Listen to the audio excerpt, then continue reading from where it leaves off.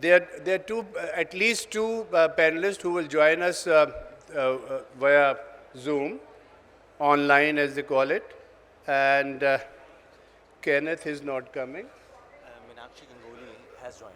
Acha, Meenakshi Gangoli from Delhi, she has joined us. But much before going to the subject, this session is dedicated to the loving memory of our very darling, very dear friend Kamran Arif. I'm sure most of you know him. We lost him a couple of months back at this early age. So in his memory, we have a kind of a 5-minute pictorial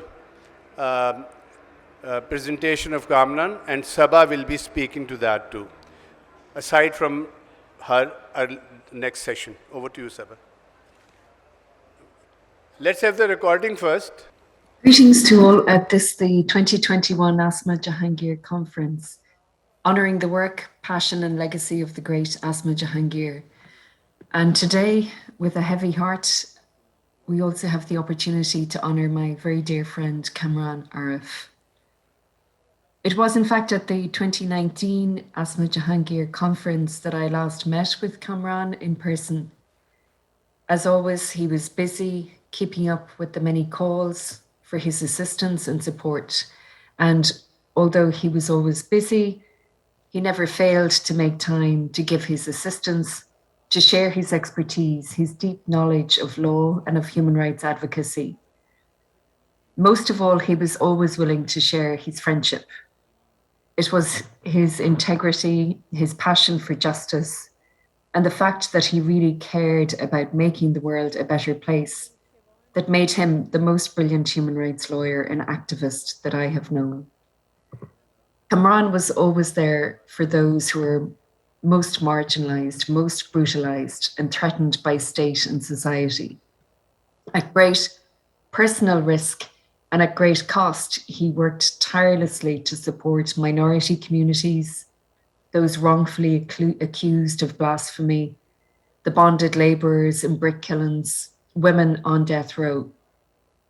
He was passionate about the injustice of the death penalty and rigorously documented miscarriages of justice and sought to bring about change in the criminal justice system, drawing on the tools of international human rights law, constitutional rights, the rule of law, its ideals, and documenting the testimonies of victims, the stories of the human rights violations that they endured, to shine a light on those human rights violations that are so often forgotten or ignored by many in our society today. Just weeks before his death, Kamran was attending meetings and a press conference to highlight enforced disappearances, arbitrary killings in the Khyber Pakhtunkhwa region, and the targeting of human rights defenders in arbitrary and extrajudicial killings, involuntary and enforced disappearances. Despite the sometimes overwhelming odds against the fight for justice, Kamran always persisted. His commitment and integrity inspired many young lawyers and human rights activists. He became the key person to turn to for advice, for guidance, for hope in the possibility of securing justice. And his expertise was called on by many international organizations, NGOs, civil society, human rights lawyers globally. I first met Kamran in 1992. He was one of my first students. When I was a lecturer at the Faculty of Law, Peshawar University, on the faculty's first LLM program. He was a very bright and brilliant student, always looking for ways to use the law and legal tools to achieve justice, to support those denied the equal protection of the law. We traveled together to the northern areas in 1993 on the first Human Rights Commission HRCP fact-finding mission to investigate political rights, the denial of political rights in the northern areas, meeting with activists in Gilgit and Baltistan. We had many adventures on the long and sometimes dangerous road journeys. Kamran remained deeply committed to the fight for political rights for Gilgit-Baltistan and for the tribal areas subject to the punitive discriminatory frontier crimes regulations, legacy of a colonial era that persisted post-independence. Kamran was well known to the people of the tribal areas living at the margins of rights as he was to the bright lights of Lahore, Islamabad, Karachi, New York, Geneva. He was always deeply committed to the rights of Afghan people and introduced me to the work of the Pak-Afghan Friendship Commission. I know that he would be deeply disturbed by the return of the Taliban to power. And if he were with us now, would be working tirelessly to support Afghan refugees and to shine a light on violence against women and girls, against minorities, against human rights defenders in Afghanistan today. I look to Kamran and his legacy for guidance in my work, and I hope that we can honour his legacy by continuing his work to ensure access to justice for those most often denied justice and rights. Thank you. Without much ado, I'll introduce my panelists later, but there's a 5 minutes pictorial of our friend Kamran Arif. Agar wo chala de, and Sabah will speak to that. Thank you. अस्सलाम वालेकुम दोस्तों, मुझे ज़रा अजीब लग रहा है कि मैं आज यहाँ कामरान को याद कर रही हूँ क्योंकि Kamran is so alive in our memories and in our thoughts. जी मैंने इस फ़िक्र से कि मैं ज़्यादा इमोशनल ना हो जाऊँ तो मैंने कुछ लिखा है कामरान के बारे में, क्योंकि कामरान को मैं काफ़ी अरसे से जानती थी. शिवान ने काफ़ी ज़िक्र कर लिया है. अगर आप ये स्लाइड्स वो कर लें, दिखा दें, तो स्लाइड्स मैंने इकट्ठी की हैं कामरान की.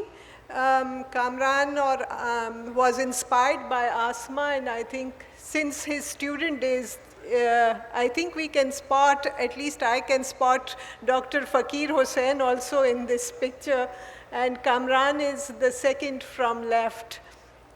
Fakir Hussain Sahab was the second from the right.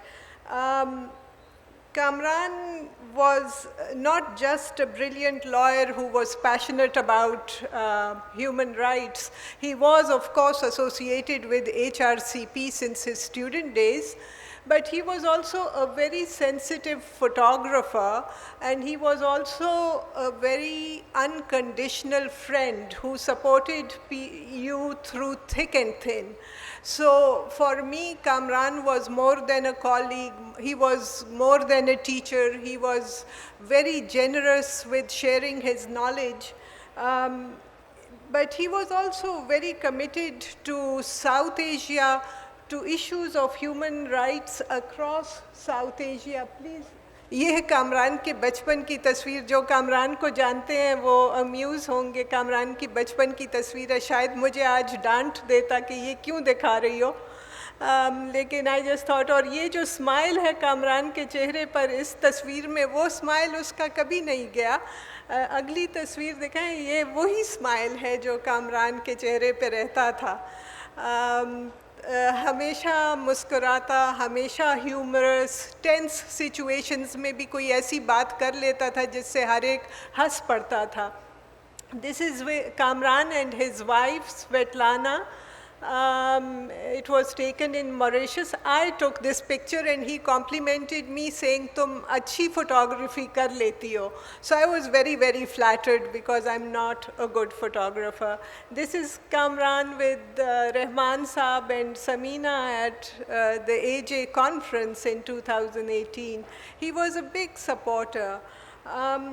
We can go on and on, but I have like added, please ये आप करते जाइए, slides of with Chris Stone, because I have Chris Stone because he really pushed for legal clinics, जो कि street law clinics भी कहलाते हैं, जो उसने mainstream किए universities में.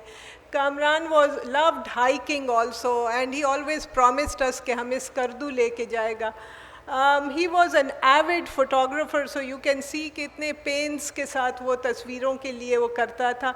उसको ट्रैवल भी अच्छा लगता था. जब सिंध गया था तो तस्वीरें लेके आया. Needs assessment for Harij. Here he's taking notes with the Haris. These were girls bonded labor who had recently been freed. So it just gives you a glimpse into his work and how he combined so many of his talents. When he went to Brussels to lobby for GSP plus, यहाँ पे वो हर किस्म के लोगों के साथ comfortable था. This was like, he said, it's his masterpiece. It's on the Indus. So, you know, you'll see these pictures. That's his pet dog, Pluto. This, believe it or not, is the F9 park, and the flowers there.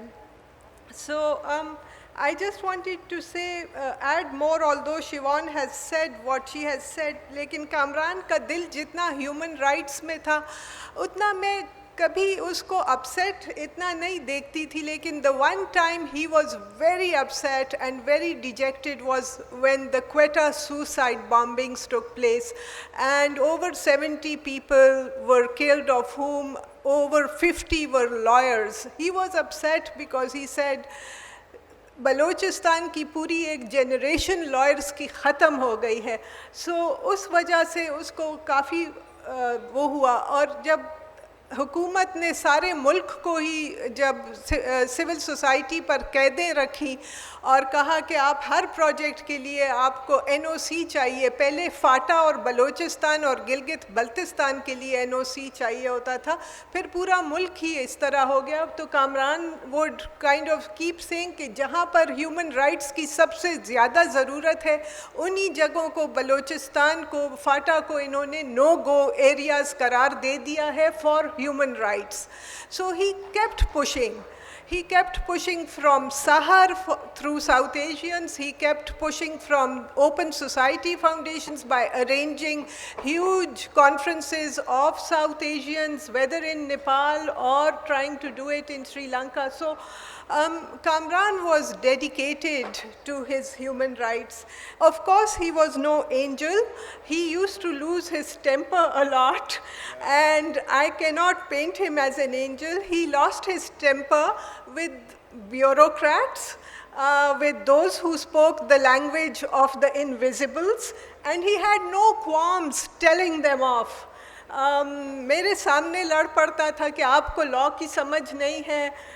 कभी एक secretary के साथ नाम नहीं लूँगी, कभी दूसरे किसी ब्यूरोक्रेट के साथ.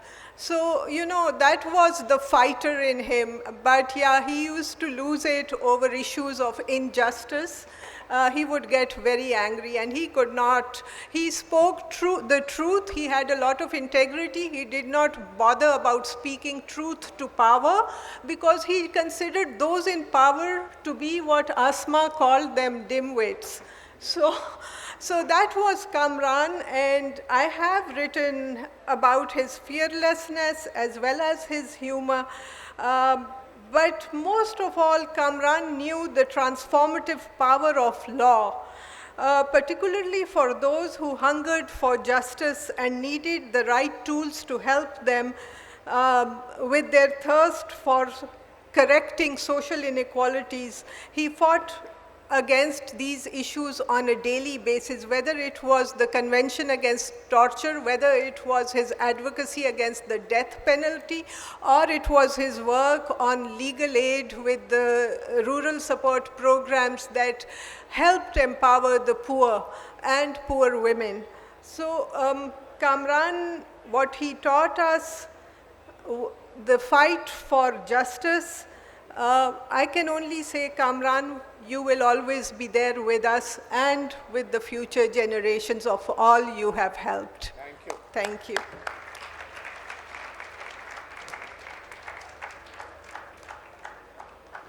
Thank you, Dr. Sabah Khattak. Makes me emotional because we have gone against this Charities Act in all 4 provinces, and in Pakhtunkhwa, they are one of the lawyers written on Kamran Murtaza साहब आप बेहतर समझते हैं petition में 3 lawyers हैं और एक Kamran Arif भी है. I don't have a courage to go and next hearing and say آج دا جج کو ان کا نام اتار دیا جائے. Thank you very much Saba.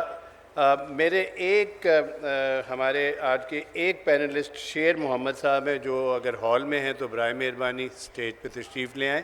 And I am very sorry I ignored your presence there. Quickly, I will introduce my panelists, Dr. Sabaa Khattak, جنہوں نے ابھی بات کی.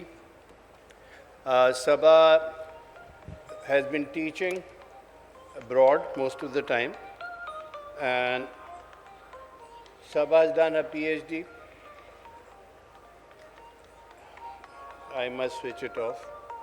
In political science from University of Hawaii. She served as one of the directors of SDPI.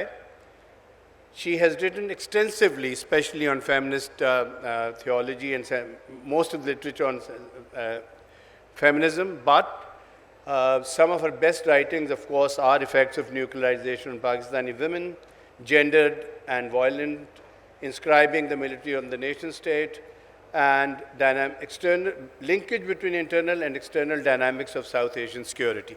I think we have a wonderful panelist, and she'll be talking to us later. We, of course, all of you know Senator Kamran Murtaza Saab. He has served in key positions, amongst many, elected senator member of Senate of Pakistan, 59th Vice Chairman of Pakistan Bar Council, member Pakistan Bar Council from 2016 to 2021, and 16th President of Supreme Court Bar Association Pakistan, of course, widely respected. And I will, of course, request him to talk later. We have with us, fortunately, Lutfullah Najafzada Saab from Tolo News, Afghanistan. میرا خیال ہے ان کے لیے ہمیں تالیاں بجانی چاہیے. He had to make extra efforts to get the visa and come here. Thank you very much, Lutfullah Saab. شیر محمد صاحب جو ابھی آئے ہیں سینئر لائر ہیں, چیئرمین ایگزیکٹو کمیٹی ہیں پاکستان بار کونسل سوات سے, اور پرانا تعلق ہے ان کا ہیومن رائٹس کے مختلف ایشوز کے ساتھ. Having said that, may I now request, we have main key speaker. نام لوں گا, آپ سب جانتے ہوں گے, مس شیرین عبادی from Iran. She is a Nobel laureate, 2003 میں سول رائٹس کی ایکٹیوسٹ ہیں اور لیکچرر ہیں ان لا یونیورسٹی آف تہران میں. مے آئی ریکویسٹ آرگنائزرز کہ آپ ان کا کی نوٹ چلا دیں, وہ سب سن لیں. ابتدا مایلم ذکر خیلی کنم از Firstly, I would like to say a few words to commemorate Mrs. Asma Jahangir, there زمینه who provided invaluable services towards improving the human rights situation across the world, گزارشگر ویژه حقوق بشر از صرف and in particular in my country. دوستان عزیز، She was United Nations Special Rapporteur for Human Rights in Iran. دموکراسی در همه جا My dear friends, unfortunately, we have been witnessing how democracy has taken می‌بینیم که a backward step everywhere, particularly in Southern Asia. We are witnessing how civil society is getting weaker and weaker.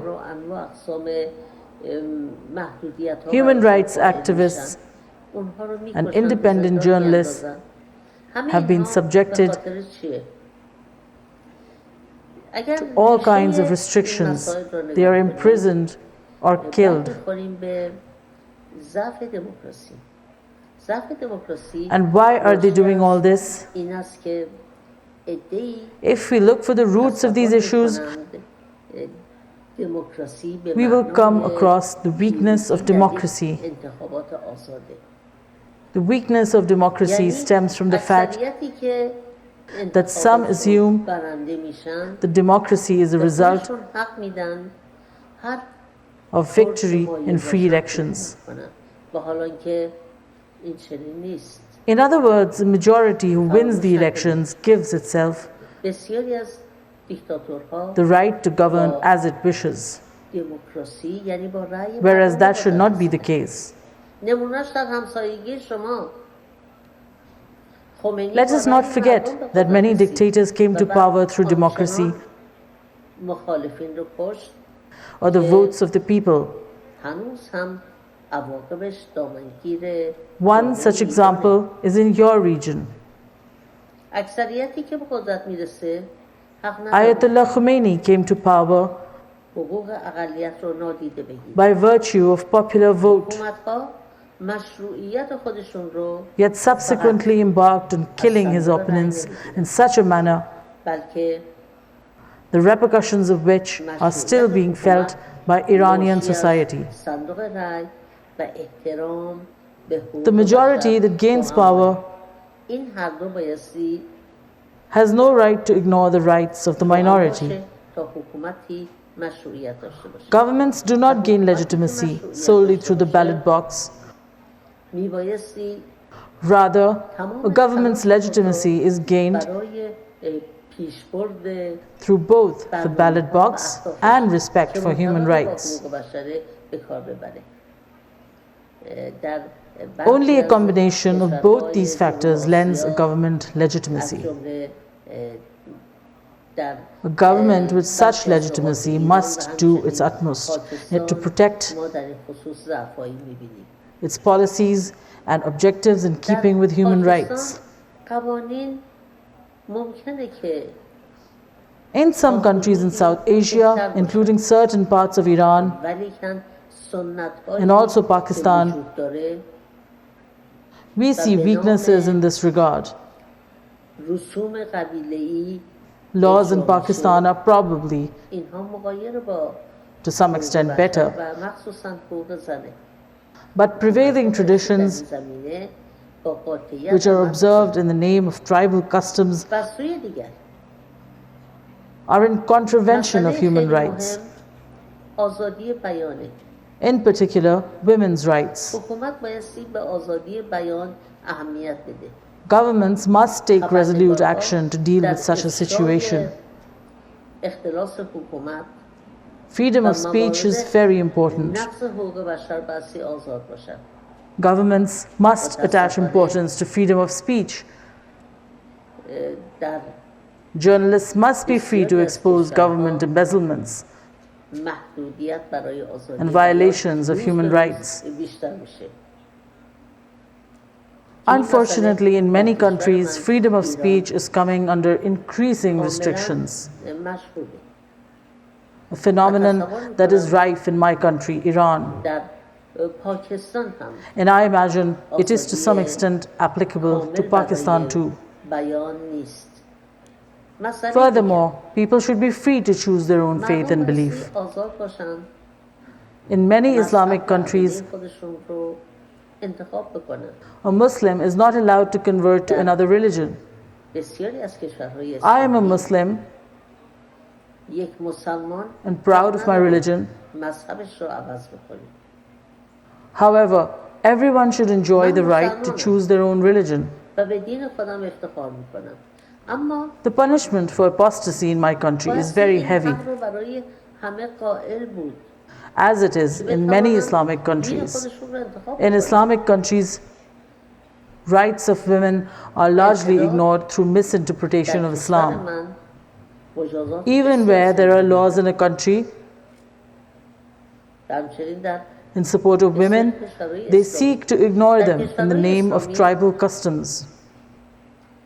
با سوء برداشت از اسلام We are witnessing the multitude of obstacles faced by women's rights activists and feminists. حتی اگر در All these factors contribute to the weakening of civil society. به نام رسوم قبیله‌ای They rob people of the courage سعی میکنن to stand up to authoritarian regimes. مدافعین حقوق That is زن و why فمینیست‌ها democracy takes a step می‌بینیم که backwards. با مشکلات فراوانی We مواجه see هستند. significant progress in the sphere of technology. تمام اینها باعث تضعیف جامعه مدنی میشه Yet such progress is not seen in مبارزه there social مقابل حکومت‌های خودکامه را از مردم سلب میکنه and particularly political و domains. به همین دلیل However, such difficulties should not make human rights activists یک گام به عقب برمی‌دارد. and civil rights activists despair. The harder the path, در امور مربوط the به greater our تکنولوژی و resolve. پیشرفت‌های We shall چشمگیری strive می‌بینیم، even harder to make the اما world در a مسائل better place for our children. اجتماعی و مخصوصاً سیاسی این پیشرفت ملاحظه I نمی‌شود. wish you all every success and strength. و البته این گونه مشکلات نبایستی باعث دلسردی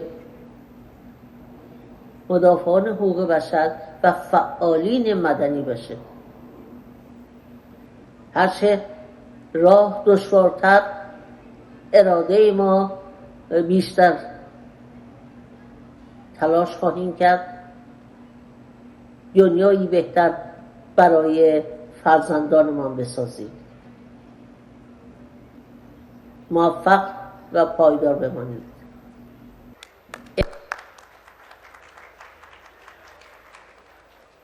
Thank you very much, Shirin Ebadi Sahiba. Trust me, when you were talking about Iran or other parts of the world, I was thinking about similarities between Iran and Pakistan. And there's a gentleman, I personally think that we are practically living under an unannounced martial law. As once my late friend Hasil Bizinjo said, the best analogy which comes into mind is that the state of Pakistan is at war with the civil society of Pakistan. What to talk of various freedoms? I mean, a long list of things, long list of things of saying, we cannot do this, we cannot do this. We cannot say that 1.5 crore children don't go to school. We cannot say that there are certain bad laws in the book of constitution which needs to be reviewed. We cannot say that, out of 7 million, 70 lakh कम अज़ कम जो हमारे मज़दूर हैं उनमें से सिर्फ 1% unionised हैं. हम बिल्कुल ये नहीं कह सकते कि फ्रीडम ऑफ एसोसिएशन के हवाले से कि without the permission of the deputy commissioner of in any district, you cannot hold a meeting like this. So, when Shirin Ebadi was talking about Iran and talking about freedoms and our fundamental rights enshrined in the Constitution of Pakistan, frankly, I was thinking of we as a journalist cannot write which we want to write and which we want to inform to our reader. I mean, that's a blunder. That's such a situation we are living in. I mean, any honest journalist you can think of, the number of journalists who have been sort of gone totally jobless, that goes up to into hundreds in the last 3 years. The number of journalists who have been killed in dozens. मतलब वकीलों से लेके मजदूरों से लेके हमें इस महंगाई में देख लें हम can not 2 days a meal eludes million in this country. I think civil society की shrinking space तो बड़ी दूर की बात है. there is hardly a space in this country for civil society. यहाँ तो लोगों को उनके नामों पे भी इजाज़तें नहीं मिलती. Anyway, my request to my next speaker, Agar Akar Patel is online, then we should request him to come. He is ex-director of Amnesty International India, a journalist by profession. He has worked extensively with the Deccan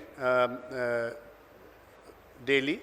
And Rehan साहब, अगर आकर हैं तो फिर उनको तकलीफ दें आकर पटेल साहब को.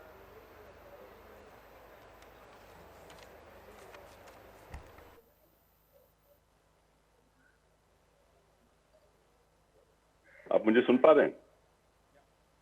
Yeah, we can. Go ahead. ठीक. अस्सलाम वालेकुम और नमस्ते और सबको. Thank you for having me. मैं ज़्यादा वक्त नहीं लूँगा. 2 चीज़ें कहूँगा मैं. एक तो ये कि जो हालात आपने बताए आपके पाकिस्तान और ईरान के, वही हालात यहाँ पर भी है कि दस्तूरी तौर पर, आइनी तौर पर हमें कुछ हकूक़ दिए गए हैं जो सिर्फ कागज पर हैं, जिनका इस्तेमाल जो है आम आदमी, आम औरत नहीं कर सकते. तो फ्रीडम ऑफ एसोसिएशन या एक्सप्रेशन या जो भी आप क्लासिकल लिबरल डेमोक्रेसीज में आप पाएंगे दस्तूरी तौर पर वो यहाँ पर है, लेकिन आप अगर इनका इस्तेमाल करना चाहेंगे तो वो नहीं है। और ये जो है 2014 के बाद जब यहाँ पर एक हिंदुत्व सरकार आई है मोदी जी की, ये हालात जो हैं बिगड़े हैं।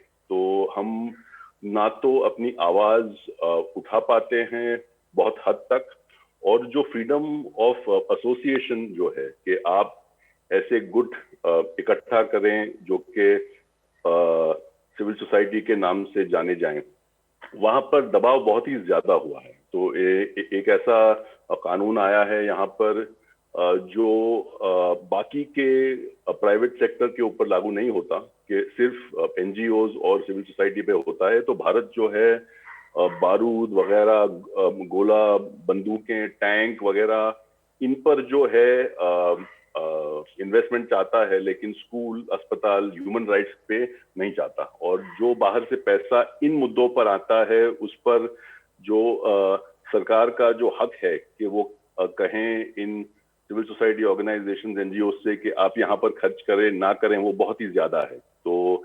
80% पैसा जो है आप सैलरीज में, रेंट में वकीलों को ना दें और सिर्फ उसको डिप्लॉय करें। तो ये इस तरीके की जो रिस्ट्रिक्शंस है वो बाकी के प्राइवेट सेक्टर पर नहीं है। ये एक बात है। दूसरी बात ये, और ये बात कह के मैं अपनी बात रोकूंगा, इसके बावजूद बहुत से ऐसे मूवमेंट्स खड़े हुए हैं भारत में जो हिंदुत्व के खिलाफ जीते हैं।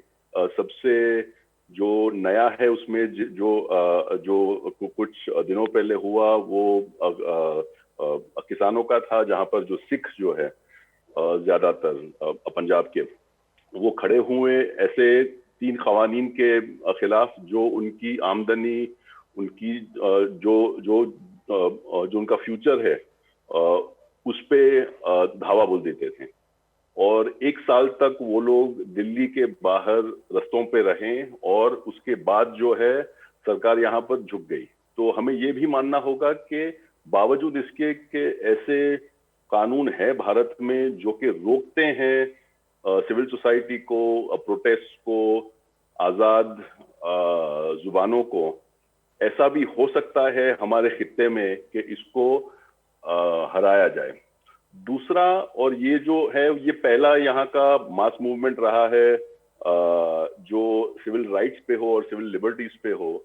मेरे नजदीक वो शाहीन बाग का था, जहाँ पर मुसलमान, खासतौर पे मुसलमान औरतें जो हैं वो बैठी 200 शहरों में भारत के एक ऐसे कानून के खिलाफ जो कहता था कि मुसलमानों को शरणार्थी, जो रेफ्यूजी लॉ है, उसमें से बाहर निकाला जाए। और उनकी जो प्रोटेस्ट थी, जो मार्च तक चली, जबकि कोविड आया, इतनी पावरफुल थी, इतनी इमोशनल थी कि दुनिया भर में उसको सपोर्ट मिला, समर्थन मिला। और उसकी वजह से वो जो कानून है जिसे हम सीएए कहते हैं, वो अब तक भारत में लागू नहीं हुआ। और मोदी सरकार जो है उसका ये मानना है कि इस कानून को वो लाएगी, अगर उसको इन्फोर्स करेगी, तो भारत में और दुनिया भर में इतना गुस्सा होगा सरकार के खिलाफ कि वो चल नहीं पाएगी। तो ये दूसरा था। 2 और हैं, एक जिससे शायद आप वाकिफ ना हो, झारखंड नाम की एक जगह है भारत में, जहां पर जो आदिवासी लोग हैं उनकी जमीनों पर, जहां पर बहुत सारा कोयला है, उसको लेने के लिए, बिजनेस को देने के लिए 2 ऐसे कवानीन थे जो अंग्रेजों के जमाने के थे, जिनको बीजेपी ने बदलना चाहा। तो आदिवासी जो हैं वो खड़े हो गए। ये 2019 की बात है। बीजेपी वहां पर हार गई, आदिवासी जीत गए, और जो केसेस थे उन पर वो वापस लिए गए, और ये जो 2 कवानीन हैं उनको भी खींच लिया गया। आखिरी बात ये है, और ये एक शायद एक पार्शियल जीत है हमारे सिविल सोसाइटी की, कि गुजरात में जब 2015 के बाद जब बीफ जो है, गोश्त जो है, उसका पोजेशन क्रिमिनलाइज किया गया बीजेपी राज्यों में, स्टेट्स में, गुजरात के दलितों को भी मारा पीटा गया और वो लोग खड़े हो गए और एक ऐसा जुम्बेश उन्होंने चलाया जिसकी बुनियाद पर जो है यहाँ का एक कानून जिसे हम SC/ST POA कहते हैं, जो शेड्यूल ट्राइब शेड्यूल कास्ट को प्रोटेक्ट करता है, उसके कोर्ट्स खड़े किए गए यहाँ पर इसके दबाव के बाद, और जो जमीनें दलितों को देनी थी वो दी गई। तो ये मैं दोहराता हूँ और उसके बाद मैं मेरी बात खत्म करता हूँ। एक तो ये कि यहाँ पर दस्तूरी तौर पर हकूक मौजूद हैं, जिंदगी में असलियत में ये हक हमें मौजूद नहीं है, हम अब एंजॉय नहीं कर पाते ये फ्रीडम्स। उसके बावजूद जब हम इकट्ठा हो जाएं और हजारों लोग जब सड़कों पे आ जाएं तो हम जीतते हैं। Thank you very much.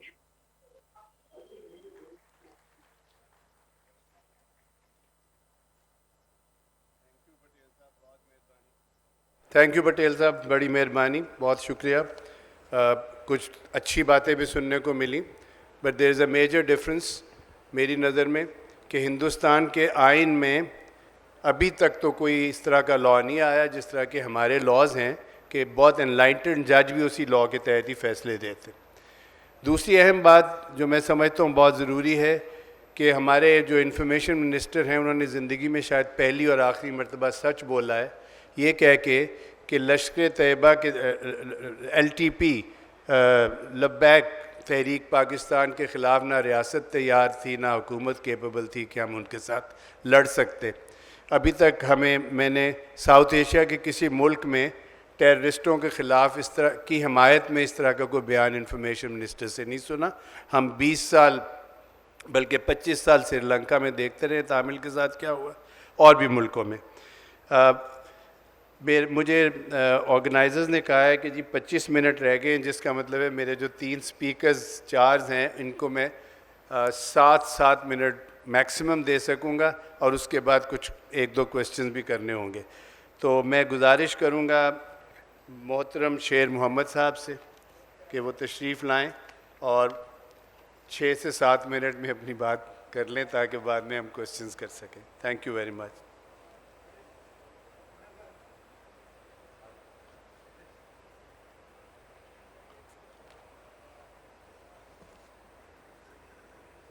काबिल एहतराम ऑर्गेनाइज़र्स और इस कॉन्फ्रेंस के तमाम शुरका को मेरी जानिब से आजिज़ाना सलाम पेश हो। मैं इतना आलिम फाजिल आदमी नहीं हूँ, लेकिन इस कॉन्फ्रेंस के मुंतज़मीन ने मुझे एक टॉपिक देकर ये एहसास दिलाया कि हर कोई शख्स जो होता है उसके अपने एहसासात होते हैं, उसकी अपनी फ़िक्र होती है, तो वो उसका इजहार करे। ये कॉन्फ्रेंस मरहूमा आसमा जहांगीर के नाम पर है। वो मैं बहुत मशकूर हूँ अल्लाह ताला का कि मैं उसका एसोसिएट रहा और उसके साथ मैंने काफ़ी अर्सा खिदमत की, काम किया। ये जो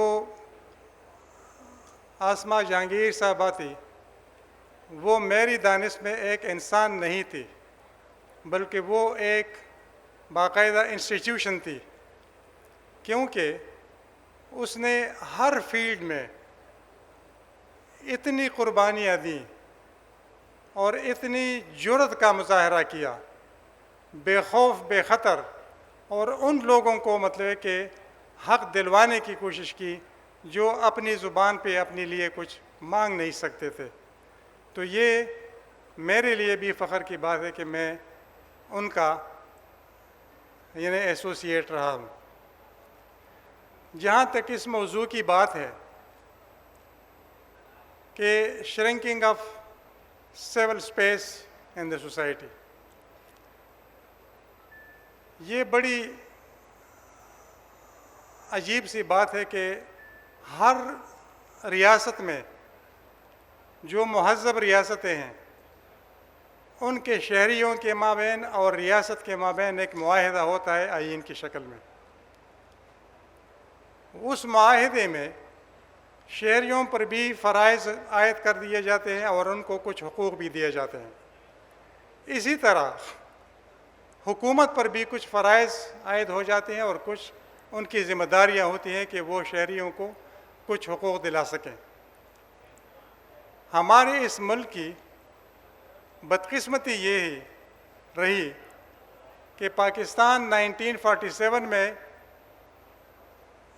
علیحدہ ہوا لیکن 56 تک یہاں پر کوئی آئین نہیں بنا. یہ معاہدہ نہیں ہو سکا شہریوں کے اور ریاست کے مابین.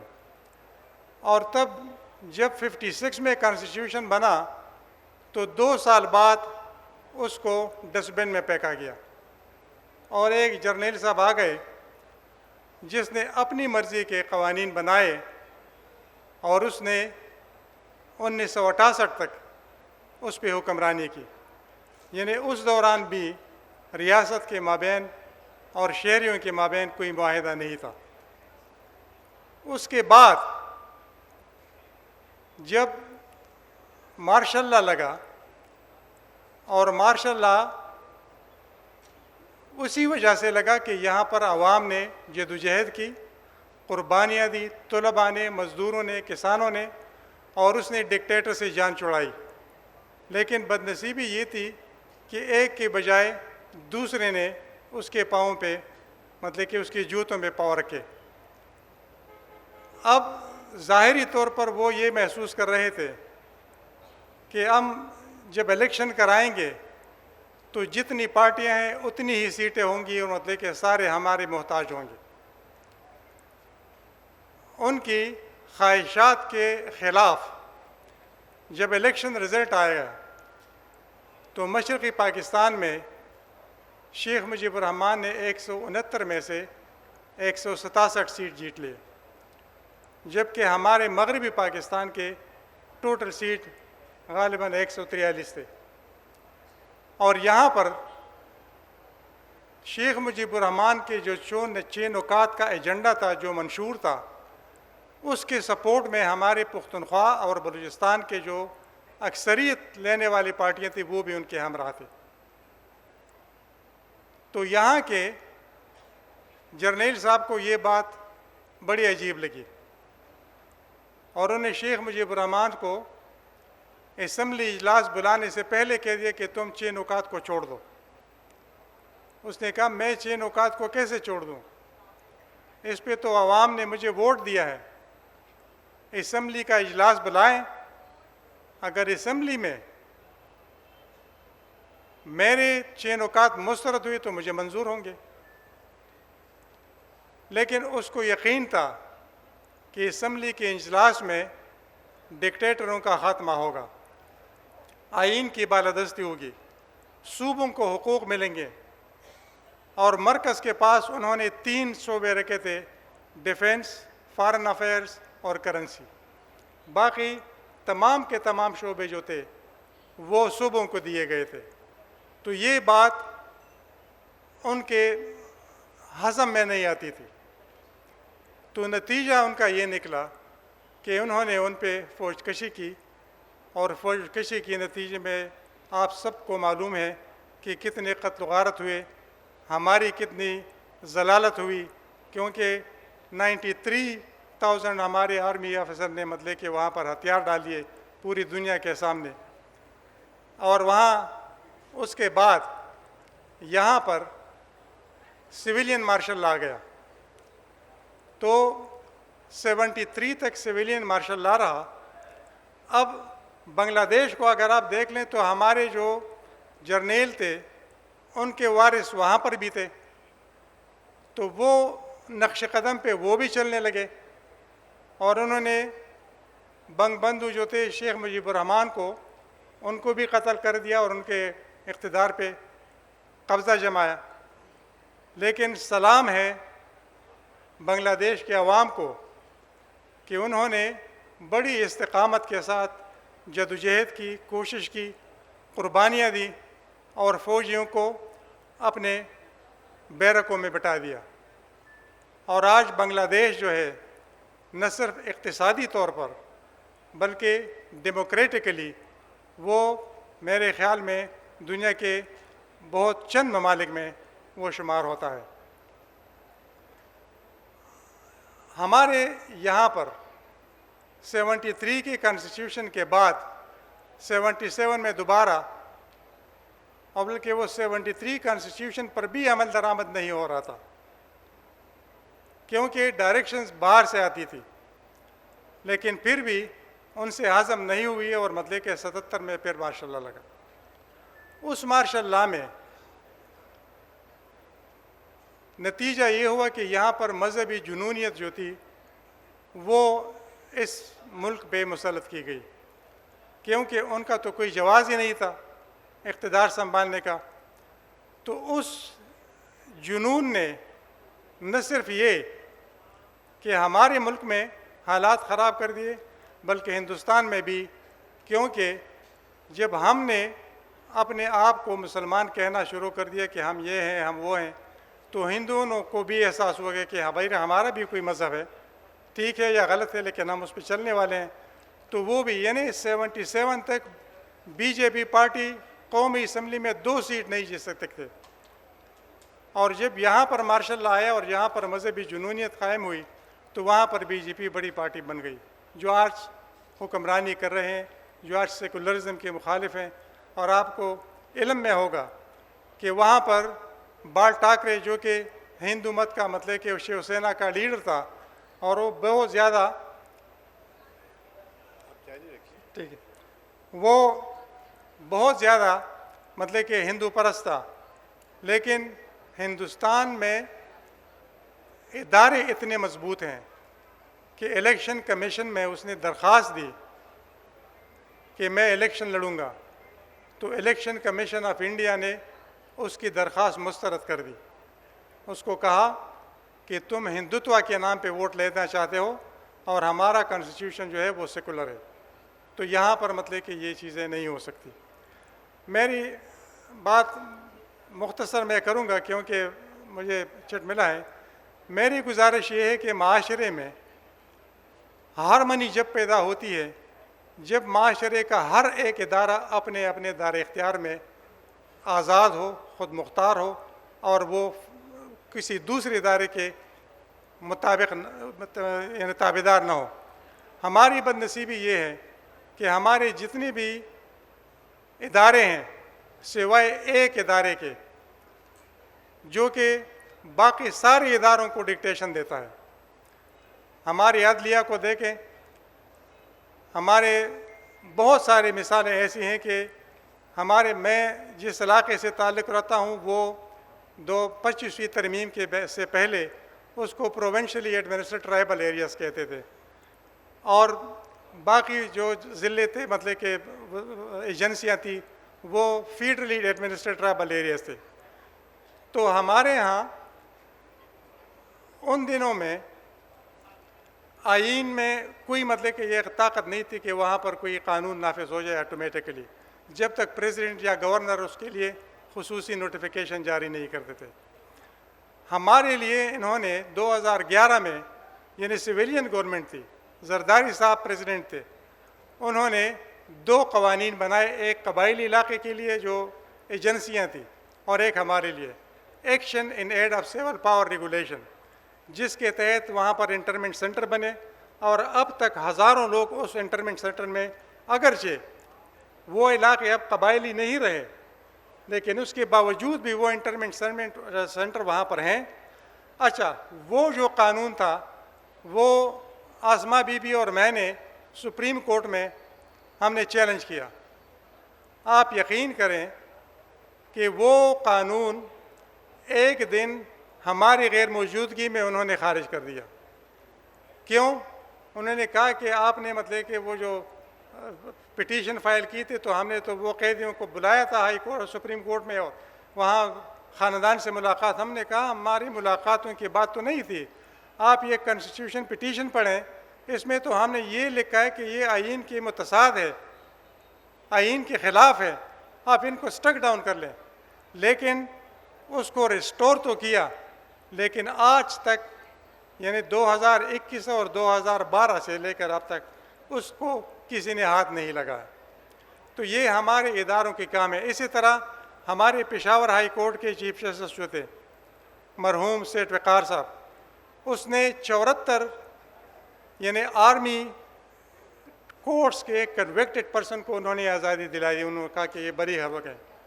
اچھا، میں ایک معمولی سا وکیل ہوں، لیکن جو آدمی عدالت بری کر دیتا ہے اور اس کے خلاف اپیل ہوتی ہے تو اس سے ضمانت نامہ لیا جاتا ہے کہ آپ عدالت میں جب ضرورت پڑے گی تو آپ آئیں گے.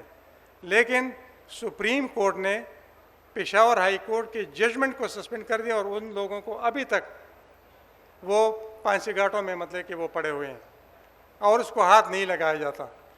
میری گزارش یہ ہے کہ انسان کا جو جسم ہے اس میں ہر آرگن جو ہے وہ اپنا اپنا فنکشن کرتا ہے، تو اسی وجہ سے اس کا جسم جو ہے وہ صحیح سلامت ہوتا ہے.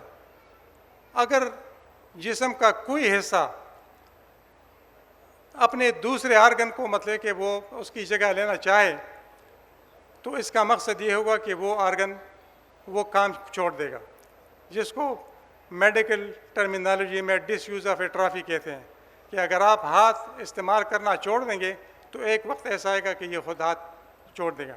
تو ہمارے ملک میں یہ ہوا ہے ساری کہ سول سوسائٹی شرنک اس وجہ سے ہو رہی ہے کہ یہاں پر کوئی بھی ادارہ اپنے اختیار میں نہ آئین کے مطابق نہ قانون کے مطابق اپنے اختیار استعمال کر سکتے ہیں. اور یہ صورتحال جو ہے اگر اس قسم کے مجلس سے ہوں، کانفرنس سے ہوں، تو مجھے یقین ہے کہ عوام کا شعور جو ہے جب بیدار ہوگا تو یہ اس وقت ممکن ہوگا. اس کے علاوہ یہ بڑا ناممکن ہے. ہم ویسے ہی گزر جائیں گے لیکن ہمارے آئندہ نسلوں کے لیے بھی یہ مسئلے پیدا ہوتے رہیں گے. بڑی مہربانی. بیٹھتا ہوں. بہت بہت مہربانی. مجھے احساس ہے اس چیز کا کہ بہت کچھ کہنے کو ہے لیکن ٹائم کی قلت ہے. بہت شکریہ شیر محمد صاحب. ان کے تعارف میں ایک اور بات کرنا ضروری ہے کہ پختونخوا میں کوئی بھی عدالت میں مسئلہ ہو رائٹس کے حوالے سے تو آپ ان کو سوات فون کر سکتے ہیں. یہ کبھی نہ نہیں کرتے، یہ میرا خود تجربہ ہے. میں گزارش کروں گا اگلے اسپیکر سے، اگر میناکشی گنگولی آن دا لائن پہ ہیں تو پہلے میناکشی سے لے لیں، اس کے بعد ہم اپنے مرتضیٰ صاحب اور لطف اللہ صاحب سے کہیں. Is she online? Thank you so much. Thank you so much for having me. Join this conference. It is a huge honor. Not only was Asma a friend of mine, she was a friend of Human Rights Watch and she was a friend of South Asia. And she did all of this with a great sense of the ridiculous, which perhaps made our lives a little bit easier because human rights work and working on civil society is often a depressing task. I just wanted to speak very briefly on the broader South Asia issues. I just want to flag for many in your audience who perhaps are younger that we are largely a post-colonial society. And the reason that we have where we are at today is also because of civil society movements, but people across the current structures, which was previously colonial India, people who walked out, ordinary people who walked out and spoke.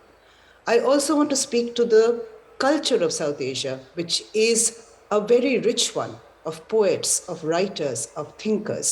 We have for a long time enjoyed that kind of freedom, fought for it very hard. And the third thing that I want to flag is that as of now, complicated though they are, all of us are democracies in South Asia. And I just wanted to flag these things because these are things that have come after struggles, civil society movements, and in fact, many of the people that are in office today have used those same civil society freedoms to make their political argument to now win office. And it is important to put that in context as we speak to where we are at today, which is that a number of these leaders, once they have taken office, have somehow adopted a very feudal approach to their governance, where they have such dislike of dissenting voices and are crushing the same freedoms that they once enjoyed and benefited from. To go across South Asia, and many of us have already spoken about India and Pakistan, so I do want to grow more broadly. And one of the trends that we have seen in recent times is our political movements that are using religion, faith, majoritarianism to try and promote their political ideology. And it has had deadly impact. The biggest challenges that face South Asia today, and something that all these governments should be working together on, are the Eastern Front and the Western Front. 1 million Rohingya are refugees in Bangladesh. Afghanistan is in crisis. And yet, South Asia, which should be focusing on the rights of these people, are instead so often at odds with each other. In terms of the civil society structures today, I want to speak on two issues. One is public sentiment, which has often been fanned by political motives, but it does lead to two kinds of protest. It leads to protest of the offended, and the ones that are often claimed that their sort of faith or their ethnicity or something else has been challenged. They come out in streets in large numbers. You have seen that in Pakistan around blasphemy. We see it in India. We see it in Bangladesh. And this offended sentiment has led to deadly violence. Unfortunately, because it often feeds into the governing structures, that group of mob deadly violence has somehow been patronized by politicians. So while Akal earlier spoke about protests around the CAA or farmers' protests, or in Bangladesh, we have seen women come out in large numbers protesting against a terrible rape judgment where the judge actually blamed the victims. Those protests, civil society protests that speak to rights, are often not heard, are often curbed, are often criticized, are often told, it's often said that these protesters that speak to rights are defaming the country, defaming the government, bringing unrest. While there's another group of protesters who often feed into the sort of the government narrative, who are given an easy pass. So it's a more complicated space right now in how we address civil society freedom. What should be the right of everybody to have free speech, but why is one more privileged and another not? And that double standard is impacting civil society freedoms. The other thing that I quickly want to speak to is state policy. So while we are talking about our right to speak, there is also at the same time state policies that are coming in that are setting out to curb those voices. In Bangladesh, we have the Digital Security Act. In India, Akar spoke about the FCRA, the Foreign Contributions Act. In Pakistan, you have the PMDA. These are all laws that are being brought in somehow to try and curb dissenting voices. And I find that extraordinary also because in many of these places, these are governments that have been elected with large numbers. Why the lack of confidence? Why do you resist criticism? If you were really truly democratic, you would actually want these voices because it would eventually strengthen your governance, would make you popular with voters, and would eventually solve the problems that confront this region. And I know time is short, so I just want to end with some of the things where we, as civil society, need to draw attention to the fact that South Asia faces common challenges. And there are reasons why South Asia should be working together, not only to uphold civil society freedom, but to address these challenges. Poverty, inequity, lack of education, health. We've just come out of a pandemic, and each one of our societies have been exposed in the sort of terrible lack of proper health infrastructure. These are challenges that need to be addressed together. And lastly, I do want to once again flag that we have two big challenges. We have the Rohingya and we have Afghanistan. And, to try and frame this in the way of Hindu chauvinism or Sinhala chauvinism, which is what we're seeing playing out in Sri Lanka, or any other kind of religious identity politics, is going to harm people who are at risk. Thank you so much.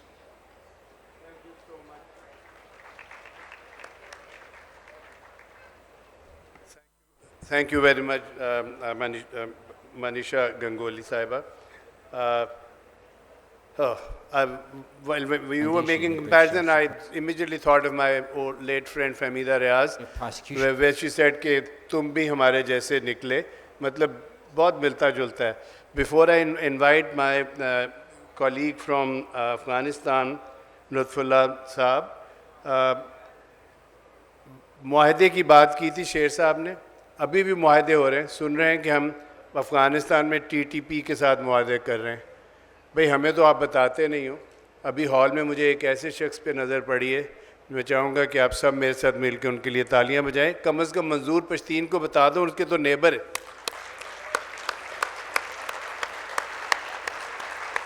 Thank you मंजूर, thank you for gracing. Lutfullah Sahab, he is the director of Tolo News, and of course, over to you. आप बैठ के बात करना चाहें तो यहाँ आ जाए.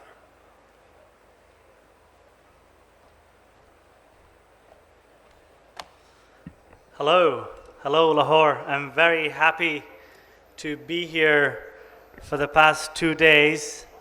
I must say, I feel my heart is beating faster and it's full of energy because I see a lot of energy in this heart of not just Pakistan, but the cultural heart of the entire region.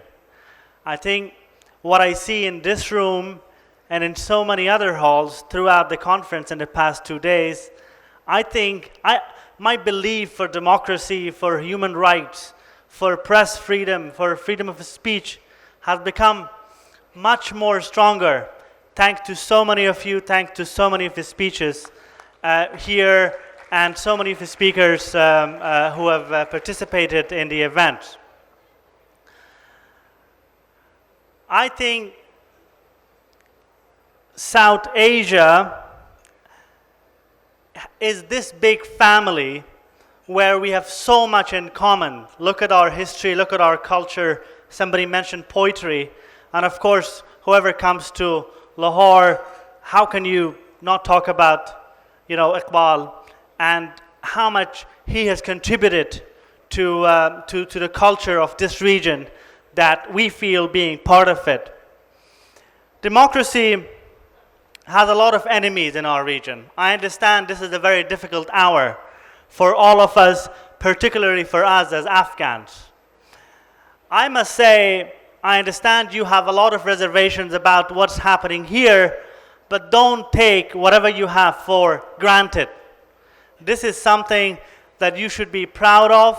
What I've seen in the past couple of days is something real in Pakistan. And you can build on that. I think the enemies of democracy in our region, starting from Afghanistan to Pakistan to India to Bangladesh, is a long list of issues and people and governments and power and corruption. But how can you deal with that? I would probably focus on that a little bit. I think we are stuck in this region with our very nationalistic views. I think our governments and those in power throughout South Asia would like us to think very narrow and to think in boxes, while we live in this big house, but we are somehow locked up in the small rooms where interactions are very limited. A family is made, a big house, a family is made of every member of that family, not one particular individual. I think what we need to do in South Asia is to have initiatives, cross-border initiatives and engagement which is not just limited to government interactions. I understand how difficult it has been for some of the speakers who wanted to come here either from India or from Afghanistan, but that can tell us so much about who doesn't want, of course, the people of this very rich and culturally connected region to interact.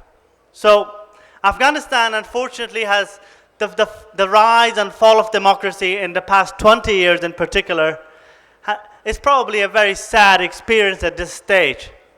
But I must say that this does not mean that the Afghans do not believe in pluralism. This does not mean that the Afghans do not believe in accountability. This does not mean that the Afghans do not believe to hold power into account. I think for that, we need to learn from each other's experiences.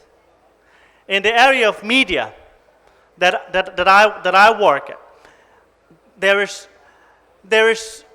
the way we get information from, let's say, from Pakistan, or Pakistanis get information from Afghanistan, or about India or other countries in this region, it comes from Western perspectives and Western lenses.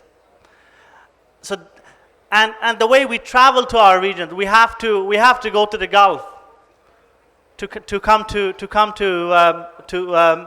another country. Basically, this means that we have a lot to work on. We have a lot to prioritize and focus in order to make this region far more interconnected. How can a flower flourish in a desert? Either we all succeed or we all fail.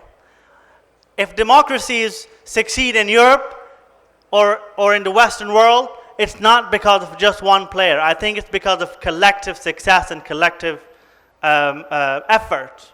So that's probably my message here, that it's for all of us as one big South Asian family to think big, especially for the younger generation. I understand every time somebody talks about rights, somebody talks about inclusion and inclusiveness, I feel the hearts of all of you who praise those words. So as a region where majority of the people in South Asia are made by the youngsters, I think for your future, it is very, very important to first appreciate what you have, second, build on it, third, have a wider regional view. Thank you. Thank you very much, and thank you for reminding us there's a kind of a dead horse which needs to be given life, which is SAARC, and we need to work towards that so that we think big. With friends, I can afford to be rude. So Dr. Sabah Khattak, only 2 minutes for you. And then Murtaza Sahab, I'll have 2-3 questions for you. Please respond to those. Aye. 2 minutes mean 2 minutes because organizers. I would have taken much less if I could. मैं सिर्फ 2 points या 3 बोलना चाहती हूँ, वो भी 2 minute के अंदर. I think we need to connect closing spaces with international politics. जब ट्रम्प फॉर एग्जांपल आए 2016 में, तो अमेरिका में crimes of hate against Muslim climbed up to 67% within the category of crimes of hate, whereas against Mexicans, people of color and others together was around 6 to 10%. This emboldened many others across the world to also have their own set of crimes of hate. So you see many people, including Modi, jinse Obama was debating whether he should shake his hands to be hugged by Trump. And there were more crimes of hate in India. There was greater tolerance in Europe as well, as Hungary refused to have Syrian refugees as Europe closed its doors. So it was okay to hate, it was okay to be intolerant in specific contexts. In Pakistan also, I'm just trying to say, that is the international context. In Pakistan, especially for INGOs and NGOs, it starts with Osama bin Laden's killing, going on to APS, to the National Action Plan, to the INGO policy, and to NGO ke liye closing spaces. یہ سارے جو ہیں یہ ایک دنیا بھر میں لہر ہے جو کہ پاکستان میں بھی not just for NGOs but for freedom of expression, for freedom of association. These are huge challenges. So all I wanted to say, just like in India there has been pushback, in Pakistan also there has been strong pushback, and that pushback is through social movements but also through the courts. So many of the INGOs have successfully challenged the policy, many NGOs have successfully pushed back, and I think we need to continue to do so. Thank you. بہت شرمندہ ہوں میں کہ بہت کم time دے رہا ہوں، لیکن کچھ حالات ایسے ہیں آرگنائزرز بتا رہے ہیں. مرتضیٰ صاحب ہم بتائیے کہ ایک آرگنائزیشن رجسٹر کروانے کے لیے کوئی 14 جگہ جانا پڑتا ہے. چیریٹیبل ایکٹ بھی آ گئے ہیں جو بتاتے ہیں کہ ہم آپ کو یہ بتائیں گے کہ آپ کے ابا کا نام کیا ہے. آئیے برائے مہربانی آپ 2 منٹ میں ہمیں کچھ گائیڈ کر دیجیے. 2 منٹس ہے.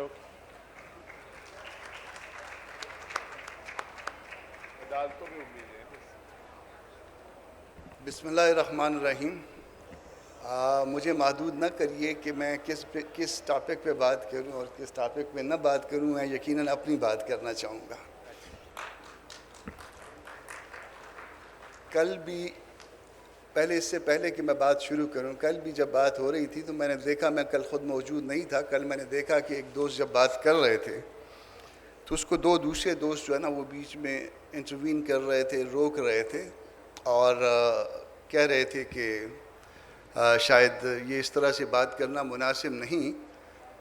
دیکھیے یہ آپ نے ڈائلاگ کے لیے بلوایا سب کو، اور جب ڈائلاگ کے لیے بلوایا ہے آسما کی یاد میں بلوایا ہے، اور جب آسما کی یاد میں بلوایا ہے تو اگر آسما کے نظریات کے ساتھ کسی کے نظریات ٹیلی کرتے ہیں تو اس کو اس طرح سے بیچ میں روکنا شاید غیر مناسب ہے. مجھے نہیں پتا کہ بھون صاحب موجود ہیں یا نہیں موجود، مجھے نہیں پتا کہ اعظم نذیر تارڑ موجود ہیں یا نہیں. میں ان کو اپنا ایک خواب سنا دیتا ہوں. کل جب میں نے اس پہ ویڈیو دیکھی اس کی تو پھر میں نے بی بی کو دیکھا رات کو خواب میں، بہن ہے ہماری. تو بی بی کہہ رہی تھی کہ 2 منڈے کی کر دے پین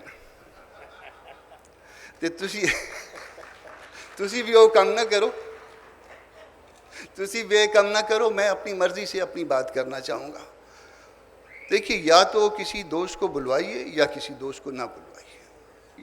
اگر بلوائیے تو اس کو محدود نہ کریے، اور اگر آپ محدود کریں گے تو اس کا مطلب ہے کہ آپ نے قدغن لگا دیا، اس کی بات پہ قدغن لگا دیا، اس کو جو کہنا چاہتا ہے وہ قدغن لگا دیا. بہرحال میں اپنی بات کروں گا.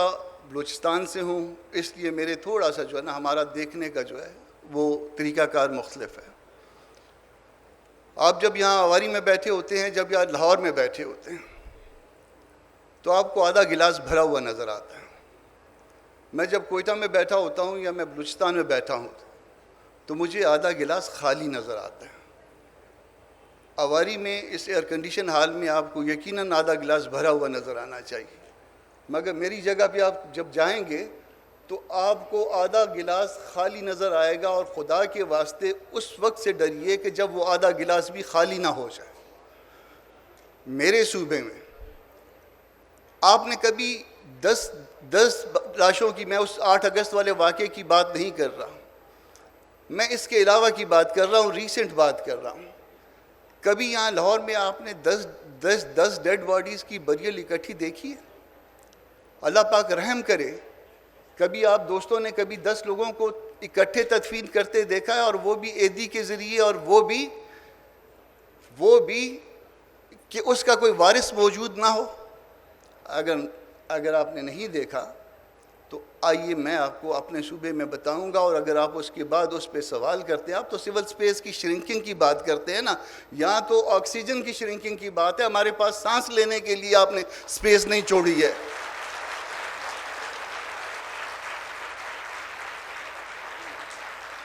مجھے کم از کم سانس تو لینے دیجئے نا. آپ جو ہے وہ 10 لوگ ایک دن میں بریل کرتے ہیں، 10 لوگ ایک دن تدفین ہوتی ہے. جب اس کے بعد جب اس تدفین کے بارے میں اگر کویسچن کر لیا جائے، جب پوچھ لیا جائے کہ یہ 10 ڈیڈ باڈیز آپ نے عیدی کے ذریعے تدفین کی ہے، تو یہ 10 ڈیڈ باڈیز کہاں سے آئی ہیں؟ تو اس کے جواب میں میرے بھائی، جو لوگ یہ سوال کرتے ہیں ان کے آفیسز کو ہوسٹیج کر لیا جاتا ہے، ان کو جو ہے نا یرغمال بنایا جاتا ہے، ان کو گن پوائنٹ پہ لیا جاتا ہے. تو آپ شرنکنگ کی بات کرتے ہیں، سول سپیس کی، آپ سول سپیس کو شرنک کرنے کی بات کرتے ہیں. میں جو ہے نا سانس لینے کی بات کر رہا ہوں کہ مجھے سانس لینے دو. کبھی دیکھا ہے کسی نے 10 لوگوں کو اکٹھے تدفین ہوتے ہوئے بغیر وارثوں کے؟ کبھی آپ کے پاس کسی نے لاہور میں، کبھی آپ کا کوئی بھائی، آپ کا بھتیجا، آپ کا کوئی دوست، آپ کا عزیز 2013 سے مسنگ ہے، کبھی آپ لوگوں نے دیکھا ہے؟ کوئی ایک شخص کھڑا ہو کے کہہ دے کہ کبھی آپ لوگوں نے کسی ایسے بندے کو دیکھا ہے جس کے لوگ جو ہے نا 2013 کو کتنے سال ہو گئے؟ ذرا گن کے تو دیکھیے. 8 سال سے زائد ہو رہے ہیں نا. 8 سال کسی کے جو ہے نا گھر سے کوئی بچہ غائب ہو، اور اس کے بعد جو ہے نا اس کو بتایا جائے کہ نہیں آدھا گلاس بھرا ہوا ہے. میرا بھائی آدھا گلاس بھرا ہوا نہیں ہے، یہ آدھا گلاس خالی ہے. اور اس وقت سے ڈرو کہ جب یہ باقی بھی گلاس خالی نہ ہو جائے. اور اس خالی ہوتے ہوئے گلاس سے مجھے ڈر لگتا ہے. مجھے 2 منٹ کا کہا، مجھے آپ نے 2 منٹ کا کہا، میں اس کو 2 منٹ میں ہی کمپلیٹ کر دیتا ہوں. میں 2 منٹ میں ہی کنکلوڈ کر دیتا ہوں. مجھے دوسرا بھی ڈر لگتا ہے. سول سپیس کی شرنکنگ کی بات آپ کرتے ہو، مجھے ایک اور ڈر لگتا ہے. سول سپیس کی جب شرنکنگ کی بات کرتے ہو تو بظاہر 3 ادارے جو ہے نا وہ آپ کے ذہن میں آ جاتے ہیں. ایک وہ جن کا ہم نام نہیں لے سکتے، دوسرے وہ جنہوں نے کل جواب دیا، تیسرا وہ جس کو میں شی میل کہتا ہوں. 3 ادارے آتے ہیں نا آپ کے ذہن میں. ان 3 اداروں میں پہلے ادارے کی آپ ٹوٹل اسٹرینتھ دیکھیے کتنی ہے، 10 لاکھ سے تو زیادہ نہیں ہوگی. دوسرے کی آپ دیکھیے تو چند 100 یا 1000 2000 کے لگ بھگ ہوگی. تیسرے کو جو ہے نا انویسٹیگیشن سے متعلق اداروں کو دیکھ لیں تو چلیں وہ بھی ہزاروں میں ہوگی.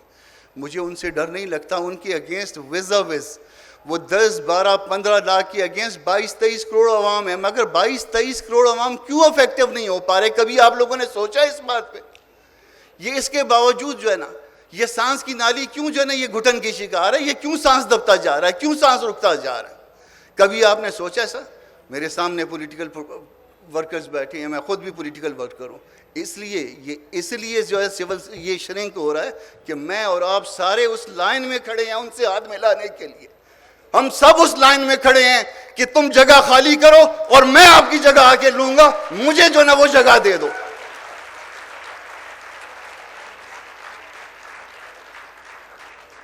کیا ہم سارے اپنے گریبان میں یہ جان کے دیکھیں کہ کیا ہم سارے اس لائن میں نہیں لگے ہوئے؟ آج کا سینیریو دیکھ لیجئے، ہم اس میں آج آپ پولیٹیکل سینیریو دیکھ لیجئے، باقی بھی دیکھ لیجئے. ہم سارے اسی لائن میں، اسی جگہ پہ، اسی طرح سے ہم کھڑے ہیں. اور جب ہم اس طرح سے کھڑے رہیں گے تو پھر جو ہے نا وہ ایڈکشن ان کی نہیں ہے، ایڈکشن ہماری ہے. ہم جو کچھ کر رہے ہیں ہم اس کے لیے تیار بیٹھے ہوئے ہیں. اس سے پہلے جو تھا وہ بھی شاید اسی طرح کا کوئی منظر تھا، آج کے بعد جو ہوگا وہ بھی شاید اسی طرح کا کوئی منظر ہوگا. پھر آپ گلہ کس بات پہ کرتے ہیں کہ سول سپیس شرنک ہو رہی ہے؟ سول سپیس شرنک ہو رہی ہے جب اس وقت تک شرنک ہوتی رہے گی جب تک میں آپ اس لائن میں لگ کے رات کو دن کو ان سے ملنے کے لیے جاتے رہیں گے، ان سے مفاد لینے کے لیے جاتے رہیں گے. آپ مفاد لینے کے لیے جائیے. کل جو کچھ ہوا، کل یہاں پہ جو بھی سپیچ ہوئی، اس سپیچ کو جو ہے نا وہ سپیچ شاید اتنی جو ہے نا وہ ڈیمیجنگ نہ ہوتی، اس کو تو ہسٹوریکل کر دیا کسی اور نے. اس کا جواب دے کہ آپ نے اس سپیچ کو تاریخی بنا دیا ہے.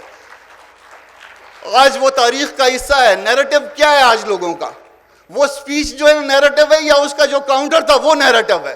دونوں میں سے جو پبلک کا نیریٹو ہے، جو پاپولس نیریٹو ہے، وہ بتائیے. اگر وہ غلط کہہ رہا ہے ٹھیک ہے، وہ کہتے ہیں کہ ٹھیک ہے. اصل میں ہوتا یہ ہے سر کہ ہمارے ساتھ مسئلہ یہ ہے کہ ہمارے ساتھ تو ہم کہتے ہیں کہ ہم چوتھے بلوچستان والوں کے ساتھ بھائی کا سلوک کر لیجئے. آپ بہن والا سلوک بھی نہیں کرتے تھے، اب وہ شی میل والا سلوک بھی نہیں کرتے. بہت شکریہ. میں پہلے بھی معذرت کر چکا ہوں، پھر معذرت کر لیتا ہوں تمام سپیکر سے، اور خاص طور پہ بہت میری نظر میں باعزت اور سب کی نظر میں سینیٹر کامران مرتضیٰ صاحب. میں یہاں بات ختم کروں گا. جو انہوں نے حل بتایا کہ گجرانوالا کے ایک جنگل میں بابا گرو نانک اپنے مرید کے ساتھ جا رہے تھے اور ان کے مرید کو ایک سونے کا ٹکڑا ملا جو انہوں نے بابے سے ظاہر ہے چوری جیب میں رکھ دی, اور چلتے چلتے شام ہو گئی, اور پھر شام کو اس نے بابے سے کہا کہ بابا میں نے خوف آندہ ہے, I am afraid of some thing. بابے نے کہا پتر خوف جیب میں سے نکال کے باہر پھینک دو, خوف ختم ہو جائے گا. شرنکنگ سپیسز اس دن ختم ہو جائیں گی جب ہم سب یہ تیاری کر لیں گے کہ اپنے اپنے خوف جیبوں سے نکال کے باہر پھینکیں. Thank you very much, and again sorry, genuinely sorry for my panelist, I couldn't give you enough time. Thank you all. Thank you بچہ.